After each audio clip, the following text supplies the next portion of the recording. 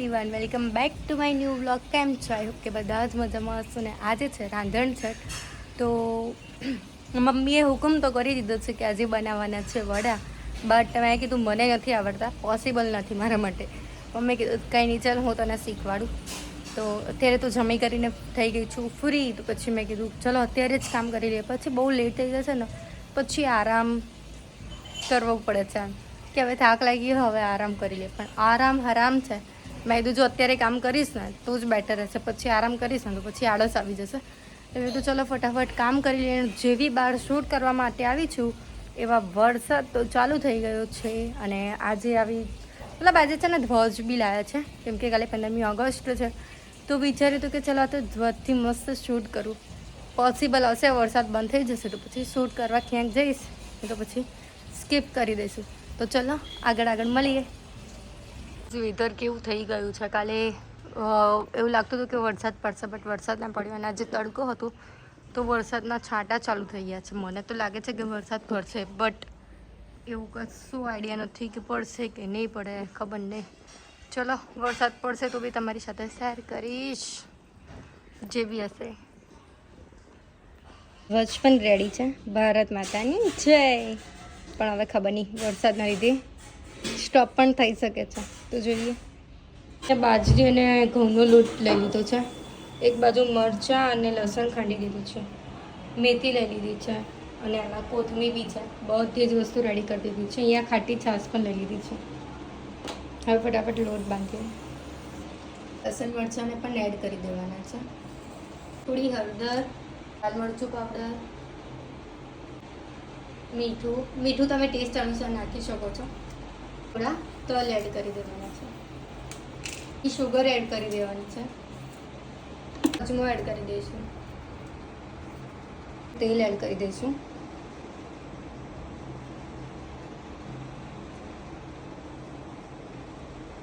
Mix કરી લેવાનું છે. મમ્મીએ મને હુકમ આપ્યો હતો કે વડા બનાવવાના છે, બટ મમ્મી જ બનાવવાના છે, નહીં મમ્મી? મને એમ કે રચિતા બનાવી દેશે. પણ મમ્મીને ખબર છે કે એને આવડતું નથી. હું આરામ કરે રચિતા બનાવી દેશે પણ વિચારો ખોટા પડી ગયા. મમ્મીનું પોપટ થઈ ગયું. મેથી અને કોથમીર બંને એડ કરી દીધી છે, એટલે હવે આમાં એડ કરી દેવાની છે.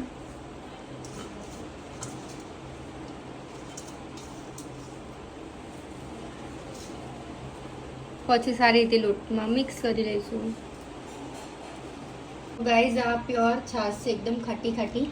આલમપુરથી મારા મામાજી અને મામીજીએ મોકલી છે. પ્યોર છે હા મમ્મી? એકદમ પ્યોર બેસોની છાશ. યસ. પછી થોડી છાશ એડ કરીને આ રીતે લોટ બાંધવાનો છે. ઘી પ્યોર ખાવાનું, ઓર્ગેનિક બધી વસ્તુ. છાશ ઓર્ગેનિક. હવે છે ને next time mummy blog shoot કરશે અને હું રસોઈ બનાવીશ. બધું મમ્મી જ કરશે. શું કહેવું મમ્મી તમારું? તો સારું, હું આરામ કરીશ પછી. એવું નહીં, આ બ્લોગ શૂટ કરવાનો. અહીંયા લોટ બંધાઈ ગયો છે એકદમ કમ્પ્લીટ. અને થેપલા બનાવવાના હતા ને, એ થેપલા કેન્સલ કરી દીધા અને આજે વડા જ બનાવવાના છે. કેમ કે પછી એક દિવસ ખાવાનું અને ખવાતું તો છે નહીં, એ પછી મમ્મીને મેં કીધું કે થેપલા છે ને સ્કીપ કરી દઈએ, એટલે ખાલી આજે વડા જ બનાવવાના છે. તો ચલો ફટાફટ બનાવી લઈએ. તો હવે છે ને વડા બનાવવાની તૈયારી કરીએ છીએ. થોડું તેલ લઈ લેવાનું છે હાથમાં, પછી આ રીતે મિક્સ કરી લેવાનું. પહેલાં બી બનાવ્યા હતા ને ગયા વર્ષે આપણે.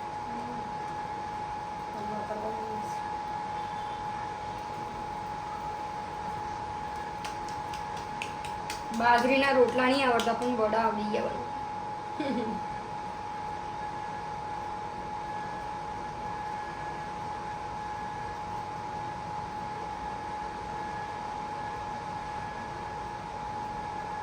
બરાબર.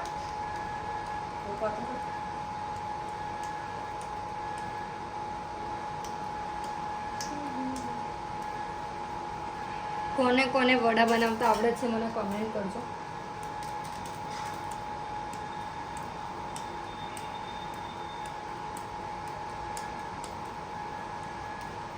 હવે બરાબર કૌથી જાડું જ છે, જાડું જ છે ને તો કાઢવું છે.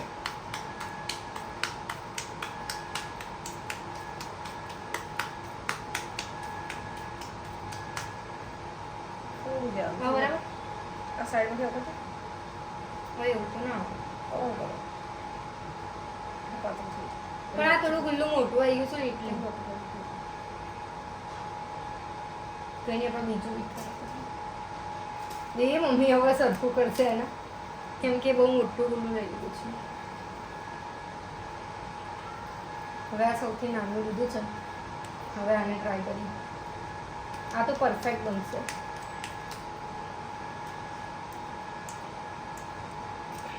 જો આ પરફેક્ટ બન્યું ને.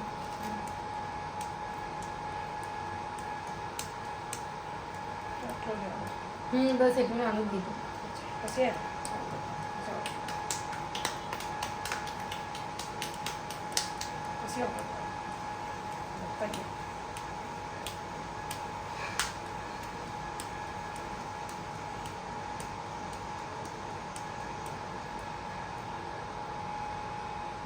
બરાબર હવે પતલું.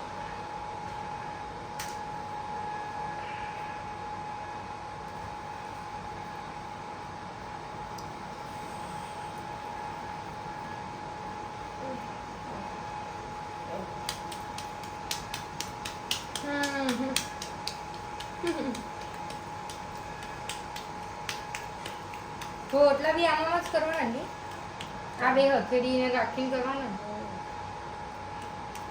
આવડી જાય. શીખવું જરૂરી છે. બધું આવડે. ના શીખે તો નહીં આવતું નહીં આવતું. એટલે તમે કીધું આરામ હરામ છે. મારે એવું જેટલું તો આવતું હતું જે બરાબર પાસે યસ ગાઈસ, મમ્મીને નહોતું ફાવતું ને તો બી કરતા હતા. વાત કરાઈ ગયા છે બટ બ્લોગ શૂટ ના કરી શકી. અહીંયા વડા કમ્પ્લીટ થઈ ગયા છે. અહીંયા મમ્મી હજી કરે છે કેમ કે હું વાસણ ધોવા જતી રહી હતી.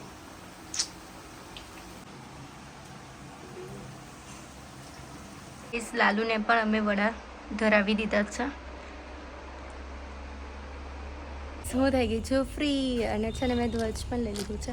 હવે ક્યાં જઈએ છીએ, શું કરીએ છીએ મને બી નથી ખબર.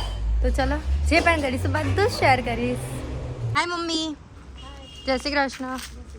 મમ્મી આટલું મસ્ત ડ્રેસ પહેરશે કે મારા કપડાં નહીં સારા. વિચારોમાં કેવા છો મમ્મી, આટલા મસ્ત તૈયાર થઈ થઈને ફરો છો અને કે હું તૈયાર નથી. ક્યાં લઈ જશો હવે, કઈ જગ્યાએ પણ આવો હાથમાં જો ગાય માતા બી છે. આજે તો બહુ ટાઈમ પછી જોવા મળી નહીં. અત્યારે અમે લોકો જઈ રહ્યા છીએ કોલેજમાં શૂટ કરવા માટે, કેમ કે આજે તો કોલેજમાં જન્માષ્ટમીનો ફેસ્ટિવલ હતું. કાલે મતલબ પરમ દિવસે છે બટ આજે લોકોએ ફંક્શન કર્યું છે. તો ચલો આજે તમને લોકોને બી કોલેજ બતાવો.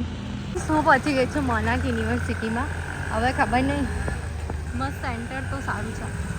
મતલબ અંદર કેટલી બધી વાર ગયેલી છું હું, પણ અત્યારે તો આમ થોડું ગભરાટથી લાગે છે કેમ કે પપ્પા કહે છે કે તમે લોકો જાઓ મારી ઓળખાણ આપજો.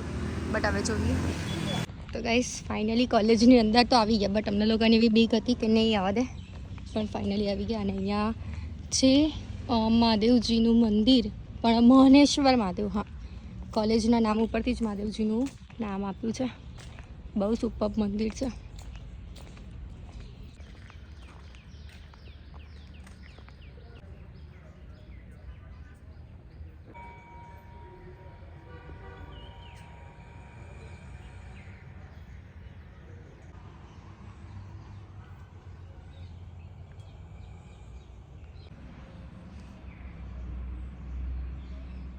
અત્યારે જમવામાં છે દાળ ભાત, અને હવે છે ને ફટાફટ જમી લેવું પડશે કેમ કે હું જતી રહેતી શૂટ કરવા. એટલે દાળ ને ભાત જ ચોખા જ પલાળ્યા હતા. મમ્મીએ દાળ ને ભાત રેડી કરી દીધો છે. હે ને મમ્મી? બસ ગાઈસ જમી કરીને થઈ ગઈ હતી ફ્રી, તો પછી મેં કીધું બ્લોગ અહીંયા જ એન્ડ કરી દો. તો આજના બ્લોગમાં આટલું જ હતું. બ્લોગ સારું લાગે તો લાઈક કમેન્ટ અને શેર કરજો. ચેનલમાં નવા હોય તો જલ્દીથી જલ્દી સબસ્ક્રાઈબ કરી દો. મળીએ એક મસ્ત મજાના બ્લોગની સાથે. ત્યાં સુધી જય શ્રી કૃષ્ણ, હર હર મહાદેવ.